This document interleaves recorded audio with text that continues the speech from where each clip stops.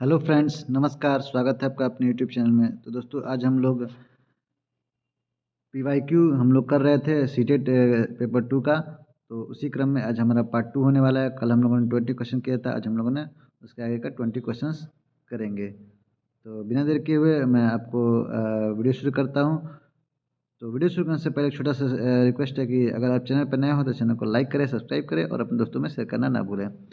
तो आइए दोस्तों, शुरू करते हैं। आज का पहला क्वेश्चन है, निम्नलिखित में से कौन सा युग्म भारत में इस्पात उत्पादन केंद्रों के संदर्भ में विषम है? विषम यानी कि ऑड है। ठीक है। पहला है अलीगढ़ उत्तर प्रदेश, दूसरा है विजयनगर कर्नाटक, तीसरा है विशाखापत्तनम आंध्र प्रदेश और चौथा है सलेम तमिलनाडु। तो सलेम तमिलनाडु में है और इसकी स्थापना 1982 में की गई थी। ठीक है। विशाखापत्तनम आंध्र प्रदेश में ये भी, यहाँ पे भी इस्पात केंद्र है, तो ये भी है। विजयनगर कर्नाटक में भी है और यहाँ पे इसकी स्थापना 1992 में की गई थी। जो अलीगढ़ उत्तर प्रदेश है, अलीगढ़ ताला चाबी बनाने के लिए फेमस है, ना कि इस्पात केंद्र के लिए। यही विषम होता है, यही ऑड होता है। तो इस क्वेश्चन का सही जवाब हो जाएगा option number A is the right answer. Clear है? चलते हैं अगले क्वेश्चन की तरफ। अगला क्वेश्चन है, दिए गए कथनों ए और बी पर विचार कीजिए तथा सही विकल्प का चुनाव कीजिए। ए क्या कह रहा है? सेरीकल्चर विशेष रूप से निर्मित तालाबों और पोखरों में मत्स्य पालन होता है। बी कह रहा है पीसी कल्चर रेशम के कीटों का वाणिज्यिक पालन होता है। ऑप्शन है ए सही है, बी गलत है, ए गलत है, बी सही है, या दोनों ए और बी सही है, दोनों ए और बी सही गलत है। तो पहला क्या कह रहा है कि सेरी कल्चर विशेष रूप से निर्मित तालाबों और पोखरों में मत्स्य पालन होता है। तो सेरी कल्चर में नहीं होता है, ये पीसी कल्चर में होता है। ये यहाँ पे होना चाहिए पीसी कल्चर। और दूसरा कह रहा है कि पीसी कल्चर रेशम के कीटों का वाणिज्यिक पालन होता है। पीसी कल्चर में नहीं होता है, सेरी कल्चर में होता है। यहाँ पे सेरी कल्चर होना चाहिए। ठीक है। तो मैं आपको यहाँ पे फिर से आपको दिखा दे रहा हूँ। यहाँ पे आपका पीसी कल्चर होना चाहिए था, पीसी कल्चर। ठीक है। और यहाँ पे आपका सेरी कल्चर होना चाहिए था। ठीक है। ये उल्टा पुल्टा पलट दिया है, तो आप लोग ऑप्शन बहुत ध्यान से पढ़िएगा। तो ये दोनों ऑप्शन गलत हो जाते हैं, फिलहाल दोनों कथन गलत रहते हैं। तो दोनों ए और बी गलत हैं। तो इस क्वेश्चन से, इस हिसाब से इस क्वेश्चन का सही जवाब हो जाएगा option number D, D is the right answer. ठीक है। बस इधर का उधर कर दिया, आप लोग कंफ्यूज हो जाएंगे। तो आप लोग ऑप्शन बहुत ही ध्यान से पढ़िएगा एग्जाम में। ठीक है। क्लियर है? नहीं तो बाद में निकल। विभिन्न समुदायों के लोग विभिन्न प्रकार से एक दूसरे का अभिवादन करते हैं। यह चिन्ह है किस चीज़ का? समाजवाद का, धर्मनिरपेक्षतावाद का, या विविधता का, या सामाजिक न्याय का? तो यह विविधता का है, डाइवर्सिटी का रूल है, डाइवर्सिटी का चिन्ह है।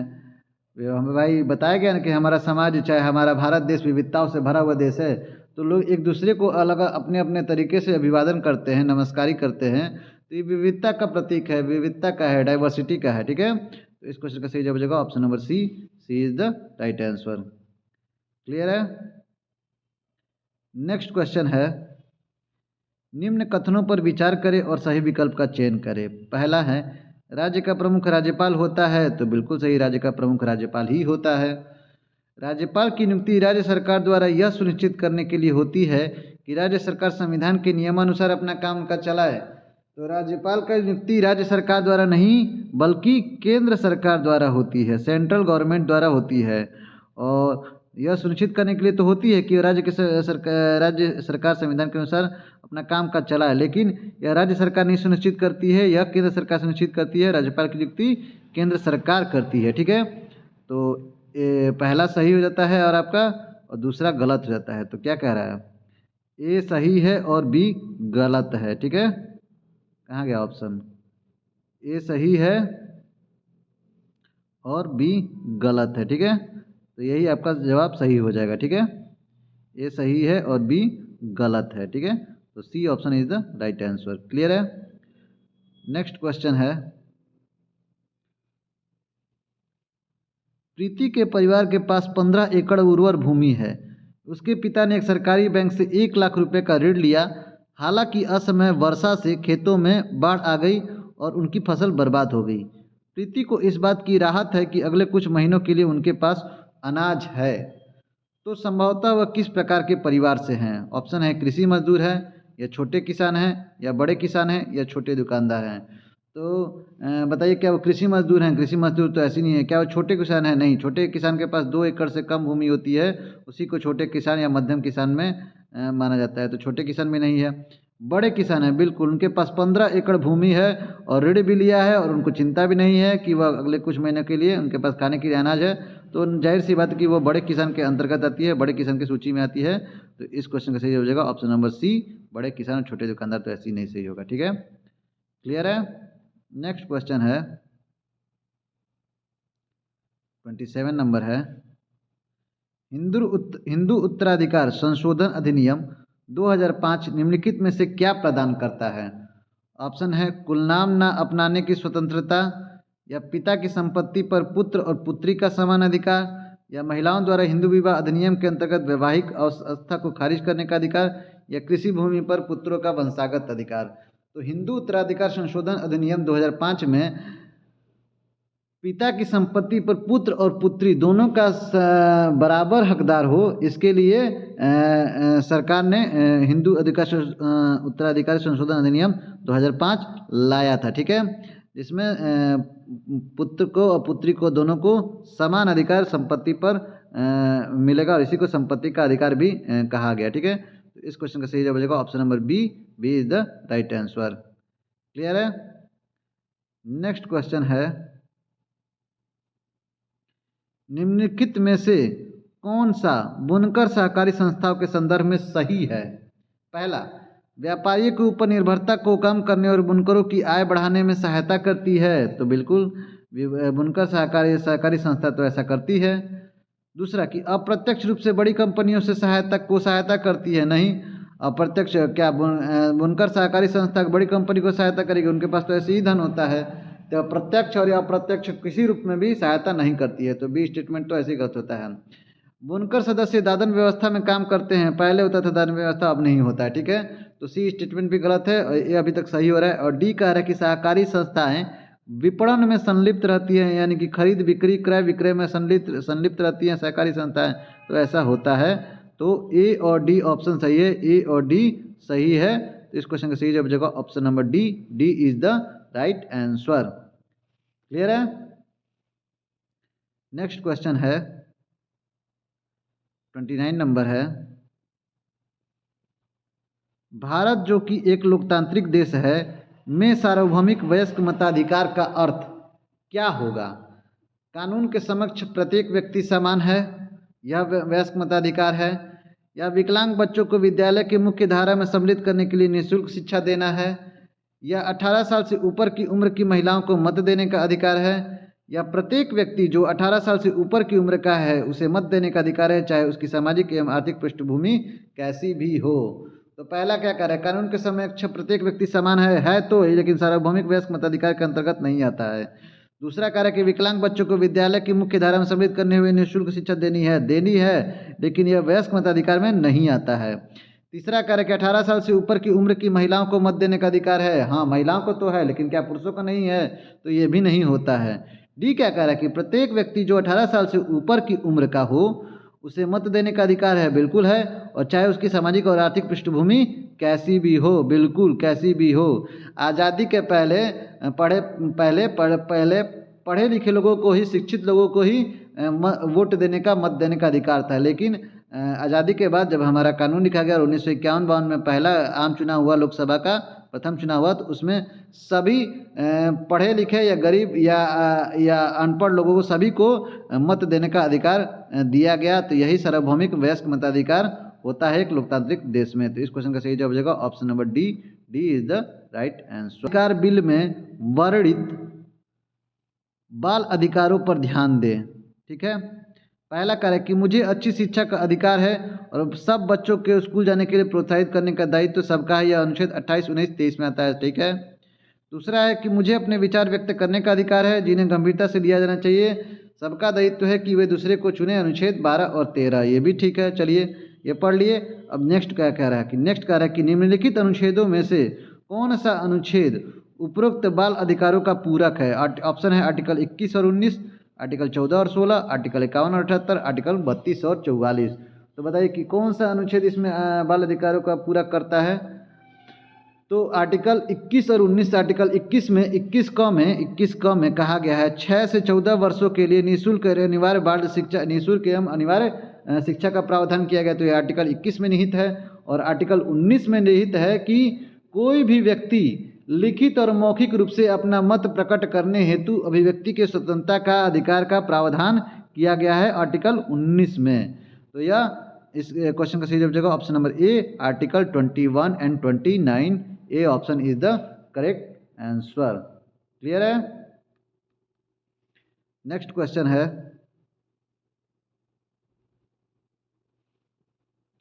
भारतीय संविधान की निम्नलिखित विशेषताओं में से कौन सी विशेषता नागरिकों की राज्य की सत्ता के मनमाने और निरंकुश अधिकार के प्रयोग से रक्षा करता है?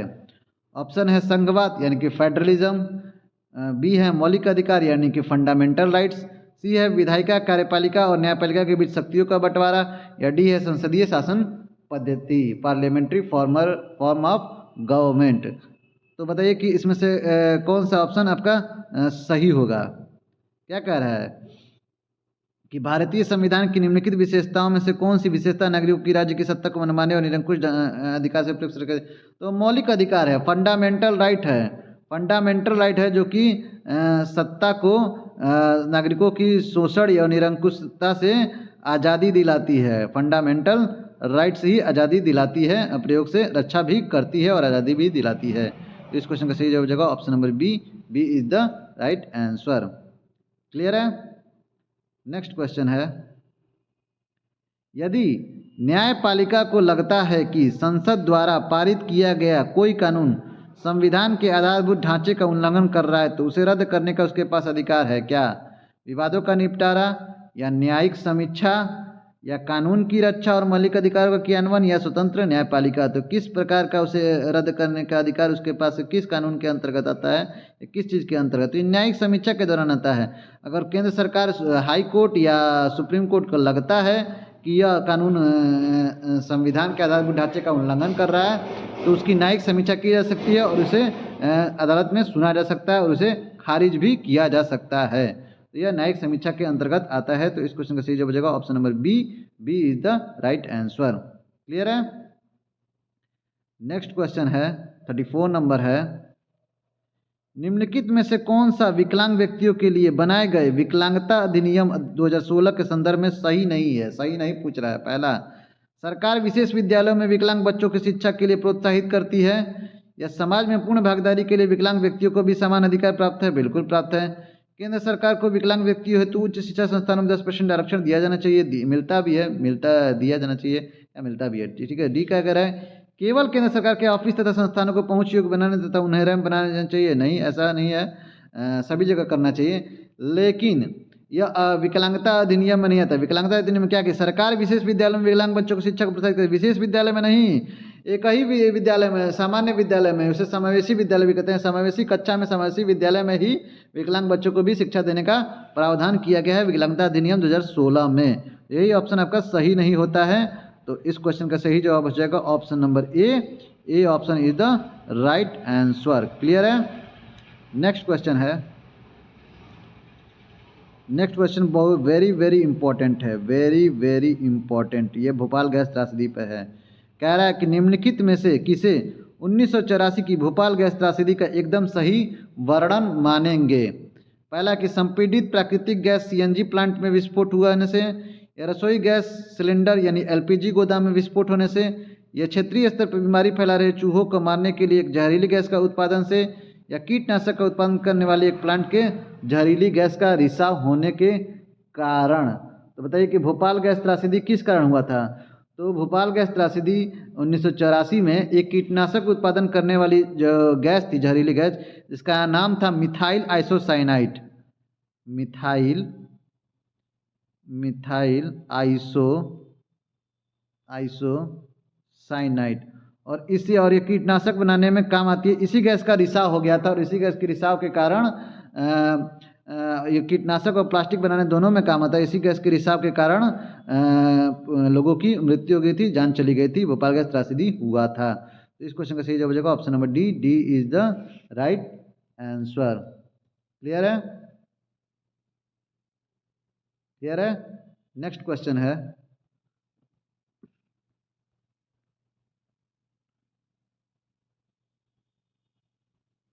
क्वेश्चन नंबर 36 है।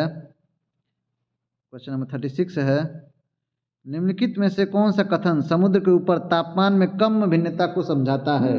ऑप्शन है, समुद्री धाराओं की उपस्थिति तापमान को स्थिर बनाए रखती है, या अधिकतर समुद्र ध्रुवों के आसपास पाए जाते हैं, या समुद्र का पानी धीरे धीरे गर्म और धीरे धीरे ठंडा होता है, या बीच उच्च वायुदाब की उपस्थिति तापमान में कम भिन्नता को में योगदान देती है। तो ऑप्शन है only A is correct, B is correct, C is correct, या B C D both is correct. तो क्या है कि समुद्री धाराओं की उपस्थिति तापमान को स्थिर बनाए रखती है? नहीं, ऐसा नहीं है, स्थिर नहीं बनाए रखती है, ऊपर नीचे करती रहती है।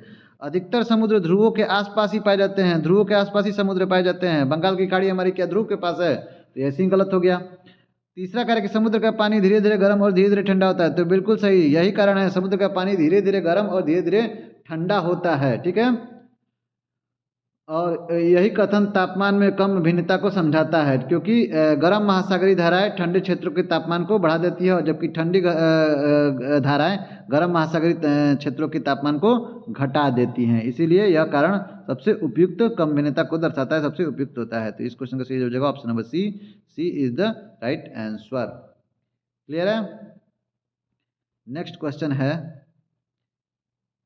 दिए गए कथनों के आधार पर वायुमंडल की परत को पहचानें। पहला है कि यह परत बादलों या मौसम संबंधी घटनाओं से लगभग मुक्त होती है, तो ये किस परत में होती है? सेकेंड है कि इसमें ओजोन गैस की परत होती है, तो ओजोन गैस की परत किस में होती है? वो समताप मंडल में होती है। समताप क्षोभ मंडल के ऊपर वाला परत समताप मंडल कहलाता है, जिसकी धरातल से ऊंचाई 50 किलोमीटर के लगभग होती है, और इसी परत में ओजोन गैस O3 गैस भी पाई जाती है, और साथ ही साथ बादलों या मौसम संबंधी घटनाएं भी इस परत में नहीं होती है। यह सारी परत बादलों और मौसम संबंधी घटनाएं क्षोभ मंडल में होती है, न कि समताप मंडल में होती है। तो यह इस हिसाब से इस क्वेश्चन का सही हो जाएगा option number D, D is the right answer. Clear है? नेक्स्ट क्वेश्चन है 38 नंबर है, निम्न कथनों पर विचार कीजिए तथा सही विकल्प का चयन कीजिए।